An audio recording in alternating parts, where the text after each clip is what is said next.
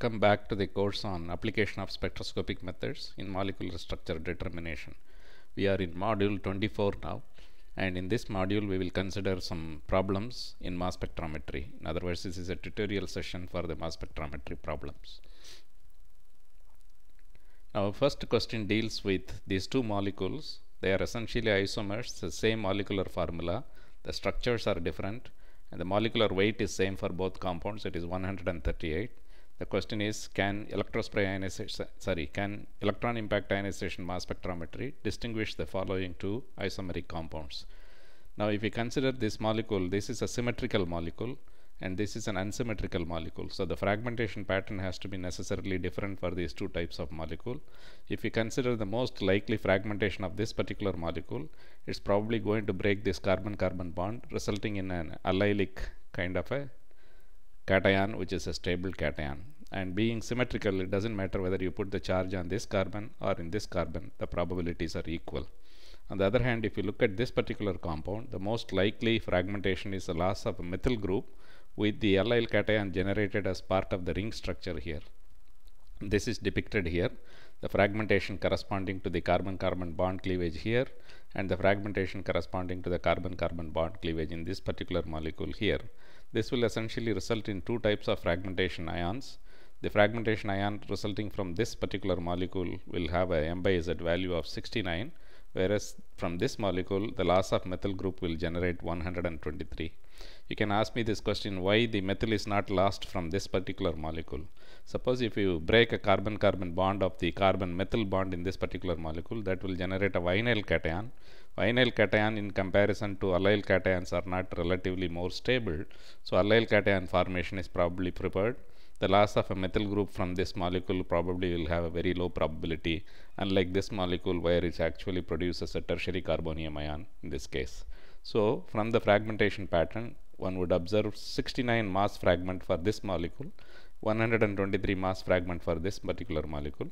Hence they can be distinguished using the mass spectrometry based on their fragmentation pattern and the kind of fragments that one obtains in these two molecules. Let us move on to the second problem. Now these are also isomers. Their molecular formula is same, so molecular weight is also same. Can electron impact ionization mass spectrum distinguish these two isomeric compound is the question. Now if you look at this molecule carefully, this has alpha, beta, gamma. There are 6 gamma hydrogens in this molecule. So McLafferty rearrangement is probably going to have a high probability in this particular molecule, whereas this molecule has alpha, beta, gamma. These 3 hydrogens are gamma hydrogen.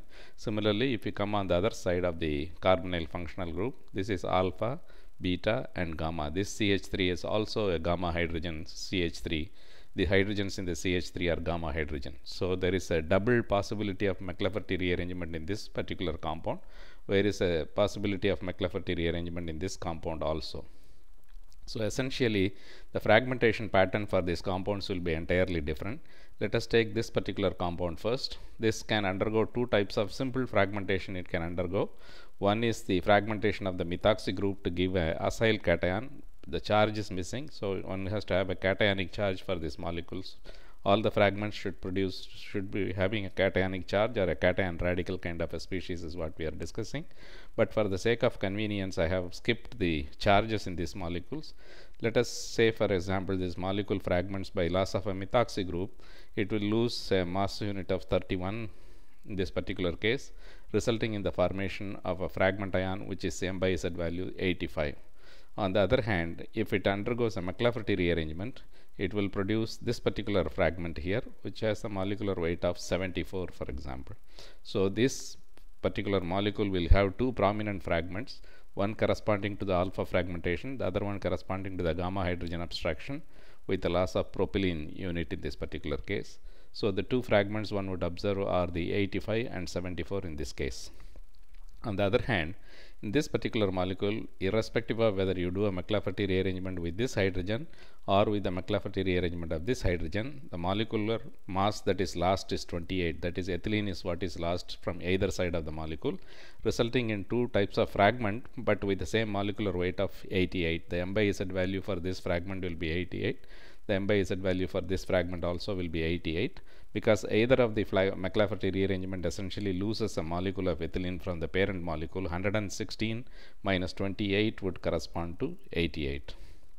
So this molecule will produce a prominent peak at M by Z 88, whereas this molecule, which is an isomer, will produce M by Z 85 and 74 as two fragments in this case. This molecule can also undergo loss of a ethoxy group. With the loss of an ethoxy group, the corresponding acyl cation can also be a fragment in this particular case, which is not shown in the fragmentation pattern that is depicted here. Now, can we identify, for example, this molecule undergoing fragmentation to give a peak at 95 with a nearly 100% abundance, in other words, that's a base peak, and another peak at 43 with a 70% abundance relative to the base peak in this particular case. One thing that one can immediately notice in this particular case is if you add 95 and 43, it will correspond to 138. In other words, this molecule has undergone a fragmentation process, probably the fragmentation of this alpha carbon-carbon bond, generating an acyl cation, which is 43 in mass units, and the cyclohexenyl methyl cation, which is this particular cation with a CH2 plus here, which is an allylic CH2. Therefore, the charge should be stabilized by delocalization on the allylic ring, which corresponds to a mass unit of 95 M by Z value. So the two mass units are easily identified by the fact that 95 plus 43 gives 138, which implies that the molecule has simply undergone a fragmentation process of a carbon-carbon bond breaking process, resulting in two fragments, and the charge is residing in either of the fragments to some extent. So both of them are registered in the mass spectrum, and hence solve the problem of identifying the two fragments arising from this particular molecular ion. And that is, the mechanism is depicted here. This is the bond that undergoes the cleavage, producing 95 and 43 as cationic charges in this particular case. Now identify the fragment ions in the following M by Z data. In other words, this molecule, which is a tertiary amine with a molecular weight of 191, you immediately notice that because of the nitrogen, the odd mass is obtained in this particular molecular formula, and the fragments that are produced are with the M by Z value of 100, resulting in the formation of a base peak. 91, 72 and 44 are the fragments that are produced. Once again, you can see here, if you add 191, it corresponds to the 191, which is a molecular end. In other words, this is undergoing a simple fragmentation process by cleavage of probably this particular bond, because it will produce benzyl cation as well as an iminium cation in this particular case, resulting in the formation of 91, which is the benzyl cation or the tropylium cation, as it is normally called. Benzyl cation rearranges to tropylium cation under mass spectrometry condition. So 91 would correspond to the tropylium cation arising from the carbon-carbon bond fragmentation of the alpha carbon of the amino compound, and 100 is probably the residue that is resulting. Iminium cation is 100 in this particular case. Let us have a look at the fragmentation process. A simple fragmentation of this carbon-carbon bond leads to 91 and 100. Now this kind of iminium ions undergo beta hydride migration to give the corresponding elimination product. In other words, you can lose one molecule of ethylene from this ethyl group, another molecule of ethylene from this ethyl group by a migration of either the red hydrogen onto the nitrogen or the blue hydrogen onto the nitrogen. This probably happens in a sequential manner. First, let us assume the red hydrogen migrate. It doesn't matter which hydrogen migrate because it is a symmetrical structure. So the red hydrogen migrates to the nitrogen, producing another iminium ion, which is a secondary iminium ion in this particular case, resulting in a fragment with the loss of 28 mass unit corresponding to 72. Once more the hydrogen migration takes place from the beta position to the onium ion, resulting in the loss of another ethylene molecule, producing a molecular ion of 44, which is 72 minus 28 correspond to 44. So 100 minus 28 is 72, 72 minus 28 is 44, resulting in the formation of a stable iminium ion, which is particular fragment that is resulting in this case. This being a resonance stabilized ion is fairly stable, and this is produced in nearly base peak in 100% abundance in this particular fragmentation process. Tertiary amines are very rich in their fragmentation process because of the iminium ion formation and the subsequent hydride migration, and all those things are very interesting features of a tertiary amine fragmentation process, and that is why this problem is discussed here. Here is another problem. There is a sample vial which is simply labeled as decanone. Which isomer of the decanone is not specified in the label. So one has to use now the mass spectrometry fragmentation pattern to identify which isomer of decanone is responsible for this particular label. Now the GCMS of the sample gave the following fragmentation pattern. The molecular ion peak for the decanone is 156. So the molecular ion is a fairly weak ion with only 10% of abundance. However, there are other fragments which are prominent fragments that one can see in this fragmentation pattern. One striking feature of the fragmentation pattern is the 43 ion, which is the base peak in this particular case. For a ketone to give a 43 M by Z value of 100% abundance is most likely a methyl ketone. CH3CO plus is the fragment that corresponds to 43. Most likely this is a methyl ketone. So that much of an information can be obtained from the peak 43 of 100% abundance in this particular case. Now if you look at 58, since you have 43 which is CH3CO, it can produce a McLafferty rearranged product which would be acetone. Acetone cation radical would correspond to 58. So these two fragments are essentially consistent with respect to each other in terms of the structural element being CH3CO, CH2 kind of a fragment is present in this particular molecule. One other noticeable thing is that the 113 and 43 add up to 156, which is the molecular weight of this compound. So the acetyl loss essentially gives a fragment which corresponds to 113, which is likely to be a stable cationic species in order for it to survive and so on. So let us have a look at the possibility of the fragmentation process resulting in the compound identification. 43 could be because of the methyl ketone, which we have already said. 43 minus molecular weight minus 43 corresponds to 113. So there is a peak at 113 of 40% abundance, for example. So let us assume, for example, it is a 2-decanone, which is a methyl ketone. Then the McLafferty rearrangement will give a 58 peak at M by Z value 58 corresponding to acetone formation, acetone cation radical formation. So 58 is also present there. Now there are two peaks at 85 and 71, which add up to the molecular weight of 156. In other words, the molecule is fragmenting somewhere in the middle of the molecule to give nearly the same molecular weight fragments, M by Z value of 71 and 85. So it cannot be a long chain compound. In other words, it cannot be a linear chain compound. It should be highly branched chain, because only branched chain alkyl derivatives undergo fragmentation right in the middle of the chain to give two fragments of this type, 71 and 71 and 85. So one can rule out the possibility that it is 2-decanone, because 2-decanone will have a long chain. So it doesn't give a long chain pattern of, for example, 14 mass unit difference of various peaks corresponding to the fragmentation of the long chain. So most likely the compound is this particular compound. The compound should be undergoing McLafferty rearrangement to give the acetone cation radical. So it should have a gamma hydrogen. That is why this methyl is placed here. It should have an acetyl group so that it gives 43 and 113.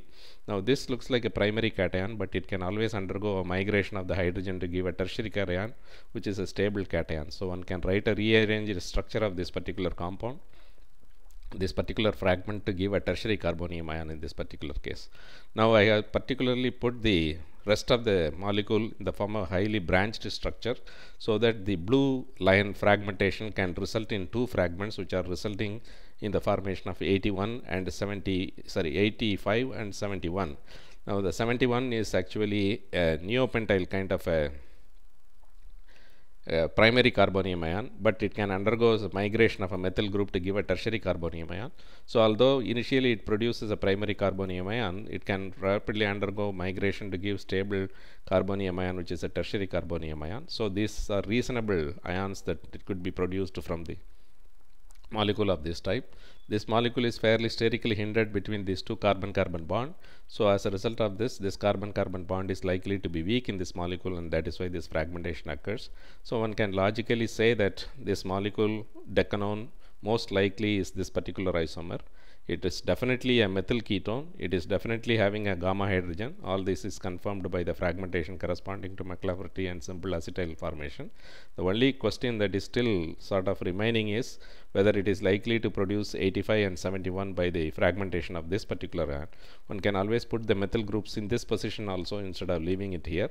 that would make it again highly sterically hindered. Certainly this is not a long chain decanone, this is a highly branched chain decanone is what we are dealing with, is the conclusion we can draw from the mass spectral fragmentation.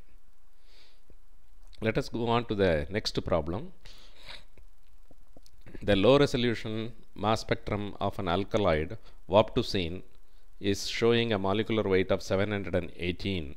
The molecular weight is correct for two molecular formulas that are given, C43H50 N4O6 as well as C42 N46 N4O7. These are the two molecular formula that are given.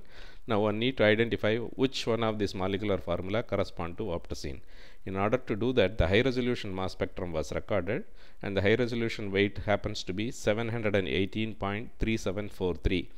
Then which of the possible molecular formula is correct one for this data is the question that we need to address. Please remember that the molecular ion which is measured in the high resolution mode to an extent of 4 decimal places gives accurately the composition of the molecular formula of this particular compound. One need not memorize this information, one can always take it from a textbook saying that carbon 12 is 12 isotope, carbon 12 scale, hydrogen is 1.07783. This is the reason that you have the fractional weights added to the high resolution mass. So if one can, for example, find out what would be the high resolution mass, calculated high resolution mass for this particular fragment or for this particular molecular formula and this particular molecular formula separately, then one can identify depending upon which one is close to the actual experimentally measured spectrum. This has been done. There are 43 carbons, so 43 times 12. There are 50 hydrogens, so 50 times 1.00783. There are 4 nitrogens, so 4 times 14.0031 and so on. For oxygen, for example, 15.9949 times 6 oxygens are present in this molecular formula. So that adds up to 718.3733. If you use the other molecular formula and do the same calculation for the accurate mass, that produces a molecular ion which is 718.3369. Clearly this molecular formula, the high resolution mass, is closer to the actual experimentally measured mass, which is 718.3743. This is 3733 is the calculated value. Based on this information, one comes to the conclusion that this is the most likely molecular formula of waptusine, which is an alkaloid in this particular case. So it's an interesting example of how the high resolution mass is used to differentiate between two molecular formulas, because the fractional weights significantly differ in these two molecular formulas. Therefore, it is possible to identify the molecular formula of this compound for a given high resolution mass spec data. So this essentially illustrates the use of the high resolution mass data in identifying the molecular structure, molecular formula of the compound. Here is a problem which deals with the methyl ester of 2-methylbenzoate. In other words, there is methyl ester of 3-methylbenzoate and 2-methylbenzoate. The electron impact ionization mass spectral data is produced here. One has to identify which data corresponds to which isomer. Both of them are isomers, so the molecular weight is same. So the molecular ion peak is essentially same. 150 is the molecular ion peak. However, if you look at it carefully, the fragmentation 119 and 91, 119 and 91 are common for this. So there are 3 common fragments that are available for both the compounds, which cannot distinguish the compound. However, there is one unique fragmentation which is at 118 for the isomer B, for example. We need to identify which isomer it is corresponding to a fragment that is being given at 118. Now these are the two molecules we are talking about. In this particular case, this is the orthoisomer and this is the meta-isomer. So is there a special effect for the orthoisomer that we need to consider in order to account for the molecular ion, in order to account for the fragment ion which comes around 118 or so. Now the single fragmentation like the methoxylast in both cases would produce the acyl cation, which is 119 molecular weight, and it loses a carbon monoxide molecule to give the tropylium ion. So 119 and 91 are accounted for both the structure, irrespective of which isomer it is, doesn't matter. This fragmentation is likely to occur, and that is why in addition to the molecular ion, you have the ions at 119 and 91 for these two isomers of this molecule. However, if you consider this unique fragment, this is possible only if you have the ortho substituents present in the system. In other words, the abstraction of the hydrogen by the methoxy to eliminate a molecule of methanol would lose 32 mass units from the molecular weight of 150, resulting in the formation of this particular cation radical, which is 118, and that is present only in the case of the orthoisomer. It cannot be present in the meta-isomer because these two substituents are far away from each other in the meta-isomer. So compound A is actually the 3-methyl benzoate, and compound B is to the 2-methyl benzoate, which produces this unique ion in the fragmentation pattern. So one need to understand the effect is because of the ortho effect of the 2-methyl benzoate. This can eliminate methanol to give a peak at 118. So this particular fragment is what is responsible for the distinction of these two types of ions in this particular fragmentation problem. Now what we have seen is a few examples of how mass spectrometry can be used to identify certain compounds purely based on the mass spectral fragmentation alone. It is not necessary that one always deals with mass spectral data alone for structure elucidation, but there are cases where mass spectrum could be an extremely valuable tool for the identification of an organic compound. Thank you very much for your attention.